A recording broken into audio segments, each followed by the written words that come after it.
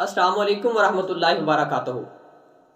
اچھا دوستو، social media پر ایک نیوز احادیث مبارکہ کی صورت میں گردش کر رہی ہے کہ جس انسان کی نمازیں قضا ہو گئی ہوں اور اس کو ان کی تعداد معلوم نہ ہو اور وہ ان کی ادائیگی کرنا چاہتا ہو تو وہ رمضان المبارک کے آخری جمعہ کو عصر کی نماز کے بعد 4 نوافل ایک ہی سلام کے ساتھ پڑھے اور ہر رکعت میں سورۃ الفاتحہ کے بعد 7 مرتبہ آیات الکرسی پڑھے اور 15 مرتبہ سورۃ الکوثر پڑھے تو اس کی قضا نمازوں کی جو ہے نا وہ ادائیگی ہو جائے گی۔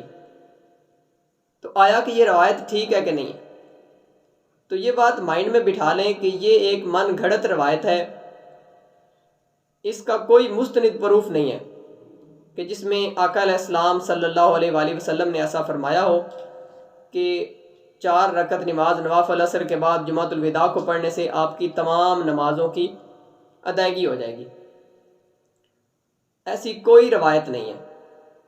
تو کوشش کریں احادیث کے معاملے میں محتاط رہا کریں اور غیر مستند احادیث کو آگے نہ پھیلایا کریں۔ آقا علیہ السلام صلی اللہ علیہ وآلہ وسلم نے فرمایا کہ جس نے میری نہ کہی ہوئی بات میری طرف منسوب کر دی وہ شخص اپنا ٹھکانہ جہنم میں بنا لے۔ اب بجائے اس کے کہ آپ ثواب کی نیت سے ایسی باتیں شیئر کریں جن کا کوئی پروف نہ ہو، وہ ہمارے لیے گناہ جاریہ کا باعث بن جائے۔ تو دوستو کوشش کریں احادیث مبارکہ کے معاملات میں نہایت ہی مستند ذرائع تلاش کریں۔ آپ لوگ خود احادیث مبارکہ کا مطالعہ کریں یا علماء کرام کی صحبت میں بیٹھیں اور ان سے باتیں سیکھیں اور پھر ان کو آگے پھیلائیں۔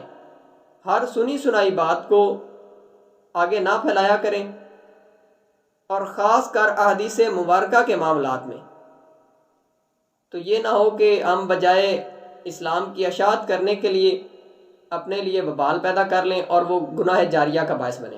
تو ایسی من گھڑت روایات سے اجتناب کریں اور نہ ہی ان کو ایسے پھیلایا کریں جب تک کہ آپ کے پاس کوئی مستند پروف نہ ہو، کیونکہ کسی شخص کے جھوٹا ہونے کے لیے یہی کافی ہے کہ وہ ہر سنی سنائی بات کو آگے فارورڈ کر دے، اور آج کل موسٹلی یہی سننے کو، یہی دیکھنے کو، یہی پڑھنے کو مل رہا ہے۔